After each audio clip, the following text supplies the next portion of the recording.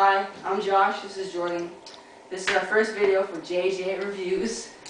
And our first game we're ever doing is an old one, the E3 2001 Game of the Year, Halo 1. This game came out in 2001. It surprised many gamers who, they rented the game, they really liked it, and they even made a sequel and one after that.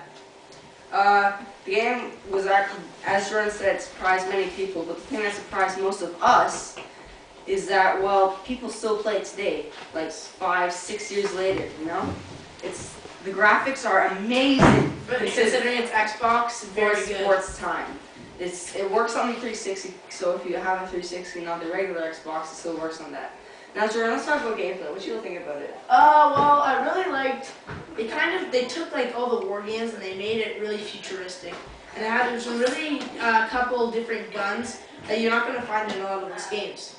Yeah, some of the, for instance, the assault rifle, which is in Halo 1, is not in Halo 2, but is in Halo 3. Yes. This game was so good, but to make Halo 2 and 3 better, they added some things on, like you could dual weapons, more weapons, and all sorts of different things. New vehicles. And I really like how in the games you can drive vehicles, and the vehicles they've chosen are like just the perfect type for this sort of game. Also, I think though the game this is probably the worst game from Halo 2 and 3. But that is to be expected, obviously. But also, the gameplay is really good, but the story is very basic. The story could have been better. Halo 2 and 3 story is very complex and great. Yeah. Now, what about the bad side? What's bad about this game? I don't know, if it were made today, in 2007, it would suck. It would suck, yeah.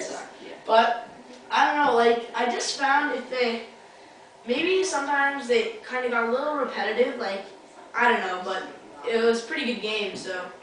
There's a point in the game, in the mall level, when you first see the flood, it showed a video, but the video was like 10 minutes long, and I was just kind of sitting there bored out of my mind. Yes, you can skip it, but I kind of wanted to see it. Yeah. It's like with a lot of these games, you don't want to miss the videos so you can know what's going on in the story, but sometimes the videos get really, really boring as they go on. And sometimes you can get really pissed off because you're all by yourself and you're fighting all these, everything. Numerous of creatures and villains. So let's look at some pros of the game. What did you really like about this game?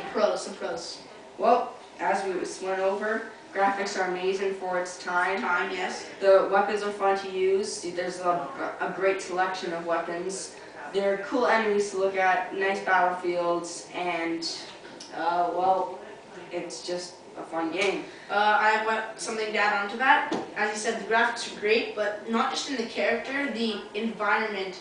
So when you're walking around, it really looks like a really cool futuristic environment, and that's what I love about these games, is you really get that full sensation that you're in the future, and you're this, this warrior, and you're fighting bad guys and villains. It's really great. The bad things about this game, sometimes some levels are very repetitive. The story is very basic, and it takes a really I don't know. It's just there's some things about it that it's hard to better. And they like the almost took the bad reviews or whatever what the gamers didn't like, and they improved it for Halo 2, which is really well done. I like that. There's no multiplayer either, but it wasn't in 2001. So out of 5, I'll give it, back in 2001, I would give it a 5, but today, I'll give it a 2 because, it's old and you have so much more selection. And today I would give it a 4. Back in the day, I'd give it a 3. So if we add, I gave it 4, Josh gave it a 5, that equals a 9. That's a pretty good review. That's a pass in our books. So we'll see you next time on the next JJ Reviews. Bye.